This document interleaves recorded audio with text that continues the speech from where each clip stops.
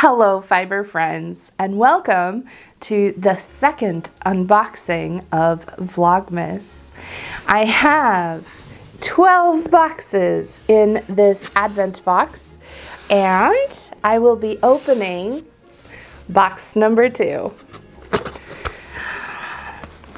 The blessing first says, "May spinning inspiration strike just when you need it." I hope that you are getting the inspiration that you are looking for with spinning this advent box. Maybe with day 2 you might think of a direction, which way to go. I did say in the first video that I dyed all of the fiber, and that wasn't completely true. Here's the fiber for day 2, and this is naturally colored. So I didn't have to dye this one. I didn't have to do anything to this one. It is a very, very, very low micron, but the breed is unknown. Here is a close-up of this fiber. This fiber was rescued from a mill. I believe it was closing down, but this mill had fiber still, and this fiber was rescued from that mill. Now I'm really sure it's wool, but the breed unknown. It is incredibly soft. The micron count on this is very low. It is, I can't remember exactly, so I will have editing me put up what the micron count is for this fiber. And it is fairly short stapled, and I had a lot of requests on the first video to do some long draw. So a short stapled fiber with long draw, sometimes that's the best way to go. So I will be doing that, but I also think this would work well for short forward worsted drafting if that is your go-to kind of drafting. So let's also take a look at the goodie that's in this box. Because I didn't want you all to think that I was just giving you coal in your stocking, I wanted to make sure you also had something sweet to enjoy. And so the theme of today's video and spin is going to be coal. Have you heard the saying that if children are not on Santa's good list, that he will leave coal in their stocking? Have you heard that? Well, that is what we are going to talk about today. We're going to talk about a little history on that, and we'll do that while I'm spinning. So I think to do a long draw with this fiber, I would really love to do that with some of my supported spindles, maybe 2 supported spindles, because with a short stapled fiber, I usually prefer to ply it. That ply gives it a little bit more strength and a little bit more integrity. The supported spindle that I will be using for my spin today is this spindle. It is from Saddle Creek Spins, which is fun because they are fairly local to me. They are just west of where I live. And it is the inspiration for the graphic that is on all of the numbered Vlogmas boxes, this little graphic here. So I hope you can see, there it is. They have a matching shape. So I thought that was very fun, and I wanted to get a spin done with this supported spindle as well. But this 1/2 ounce, I don't know, we'll see if it all fits or if I need to do another one. So I have a little purple here that I've tested out on this spindle, but the spindle is fairly new to me. Not the spinning with a supported spindle, but this particular spindle. So I'm leaving that test spin on there. I'll use it as my leader to get started. But I haven't done a lot of spinning with this particular spindle, so it'll be a little bit.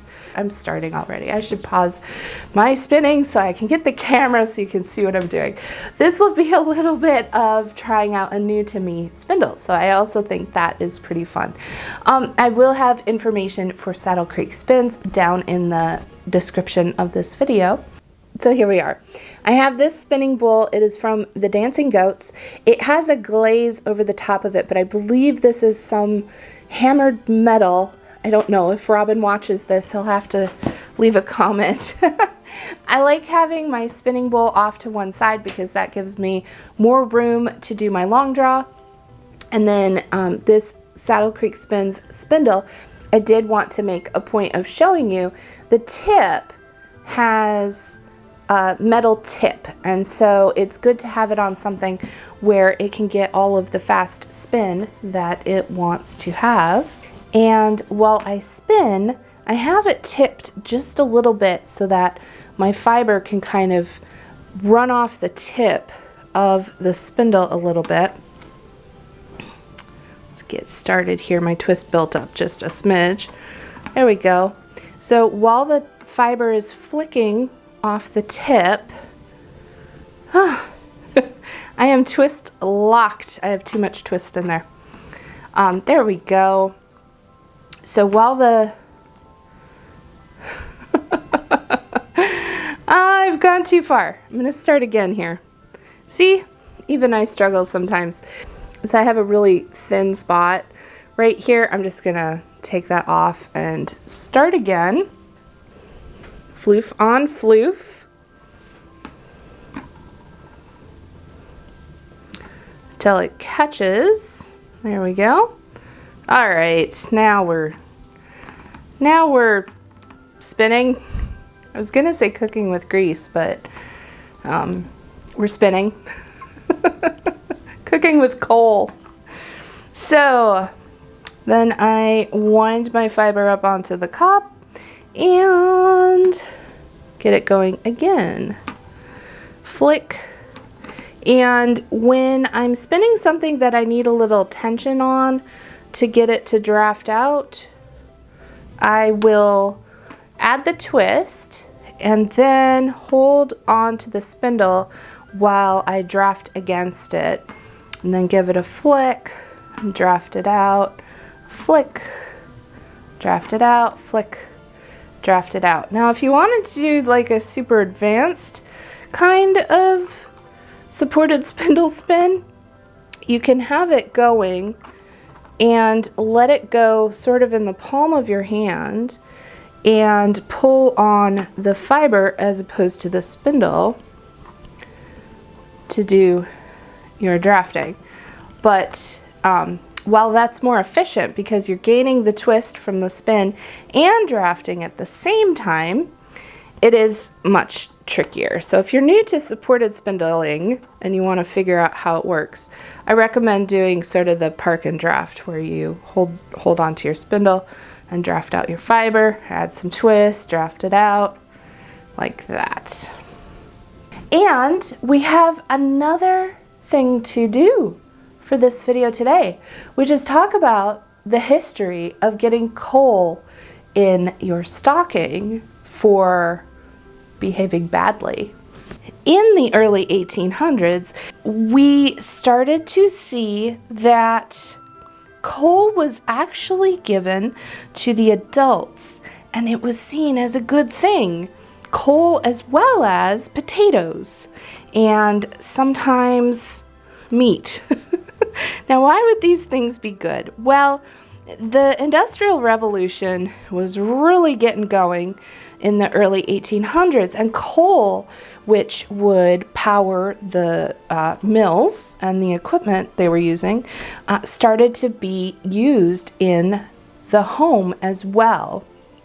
People would use coal to light their fires as opposed to wood, which had been used previously. So if you were going to cook at home, you needed to use some coal.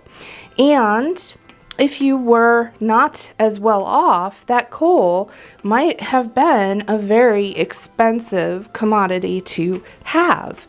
So for the adults to receive coal in their stocking, it meant that they were going to be warm.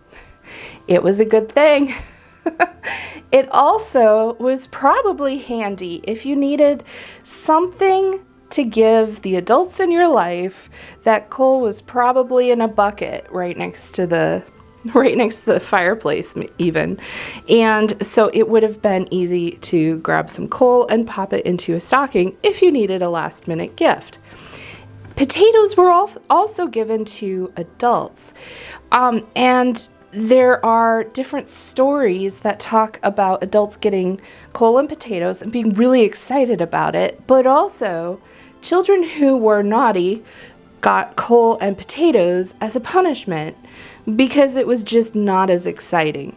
So what I kind of relate that to in my own life is when you're a kid and you get something incredibly useful in your stocking, such as a pair of socks or a toothbrush, as an adult, you're like, yay, this is useful and I needed this. But as a kid, you're like, where are the toys?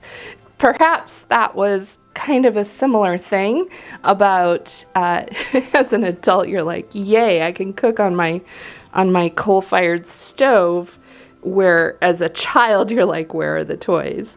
As coal became more and more common through the 1800s, coal started to be seen more as a gift that was only required if you were poor. And so there might also be a little bit of sort of a class issue with seeing coal as something bad because you would only appreciate that gift if you truly were poor. And there is a story about a family that received coal and potatoes, and they were not grateful for it until coal and potatoes became scarce in their life. It's sort of an appreciate what you have kind of tale. So I wanted to know if there were any references to potatoes, and I did find a story about cold potatoes being given in a stocking as a gift, and that it would be just as expected of a gift as potentially any fancy toys of the time. And so to talk about what gifts may have been common for children during the late 1800s, I am going to invite a special guest to join us on the channel, and that special guest is myself. So everyone, let's welcome Evie to the channel. Thank you all so much. Thank you, Evie. I'm really excited to be part of Vlogmas this year. Evie has been doing so much research for us about this topic, looking for references to potatoes in stockings, and also finding out what kinds of toys would have been popular for a 12-year-old boy in the late 1800s, because I just thought this topic was so interesting and so fun. Most of my research, all of my research, came from one story. It's called Noble's Christmas, and it's found in a book called Santa Claus on a Lark and Other Christmas Stories. It was written by Washington Gladden, and it was published in 1890. I have also read this story, Tom Noble's Christmas, and so right now we would like to share the first section of the story with all of you. So Evie, what do you suppose Tom Noble had in his stocking on Christmas morning? A new jackknife? No. Skates? Nope. Pocketbook? Pencil case? Game of authors? Dominoes? Jackstraws? Smashed up locomotive? Bag of candy? No. Some kind of book then? No, no book of any kind. Cold potato. Or should I say, cold potato? No. Pair of clappers then, or a drum? Oh dear, no. I should hope not. Besides, I don't know how you could get a drum into a stocking. I have sometimes thought that I might and could and would put my stocking and my boot too into a drum, but I never heard of anybody's putting a drum into a stocking. Well then, perhaps it was a jumping jack. No, it wasn't exactly that, but you've come pretty near it this time. It was something that could jump. Acrobats? No, but I don't believe you'll ever guess. I'll give you a hint or two, and then perhaps you will think. The thing that was in Tom's stocking that morning was put in by Tom himself. It isn't very common, I know, for boys to fill their own stockings, and Tom had not always done it exactly in this way. But there was a good reason why nobody but him should do it this time. And I presume if you had been in his place, you would have done just as he did. The thing that was in Tom's stocking was worth a great deal. Worth $1? More than that. $10. More than that. $100. Oh yes, much more than that. If you had been in Tom's place, you wouldn't have sold it, I'm sure, for many hundreds of dollars. Wasn't he a lucky boy though? He was, but not in just the way that you think. But you haven't guessed yet what it was that Tom had in his stocking. Well then, I'll tell you. It was his foot. He put it in when he jumped out of bed. And now you know why it was like a jumping jack, and why Tom put it into his stocking himself, and why he wouldn't have sold it for a good deal of money. But I thought it was a present though. Yes, but Tom didn't expect any present in his stocking that morning. I suppose he would have been as glad of one as you or I, but there was no one to make him a present on this Christmas Day. The rest of the story goes into the details about why Tom didn't have anything to put into his stocking this year. If you would like to read the full story, which is very interesting, and I will also say is a product of its time, so I have edited it a little bit to make it more appropriate for 2022. So bear that in mind if you go looking up the full story, but I will have a link to that in the video description as well. Evie, thank you for joining me on our channel. I just appreciate that you were here to also inform us that some children may have gotten cold potatoes in their stockings on Christmas Day. Potato, potato, potato, potato, tater, a tater, taters. You've heard of Elf on the Shelf. Now get ready for... We are going to get back to the spinning, but I wanted to share that with you and also talk about not only coal in stockings, but potatoes in stockings, and just kind of a glimpse into how much Christmas has changed over the years, and also to some degree how it has remained the same. The toys mentioned in the story are toys that would have been common toys for a young man to have received for Christmas, so I'm curious if any of you know what those toys are or if you've heard of them before. I did go and look them up, and they are all legitimate antique toys that were popular way back in the day, and some of them are still even made today. Now, to wrap up this video, where our theme was coal and potatoes and fun things we get in stockings, let's have a fun song called Santa's New Suit by the Southside Aces, and we can listen to it with a little bit more fireside spinning. Wa-dee-ba-ba-da-ba, wa-dee-ba-ba, wa-dee-ba-ba-da-ba, ba-ba-ba-ba, wa-dee-ba-ba-da-ba, wa-dee-ba-ba. Christmas time was drawing near. I had everything in order. Around we shoveled for the deer with lights around the border. Cookies laid out and stockings hung, candy canes and sparkling snow. Children nestled, carol sung, gingerbread and mistletoe. I hope you shim shim shimmies down the chim chim chimney tonight, tonight. Shimmy down the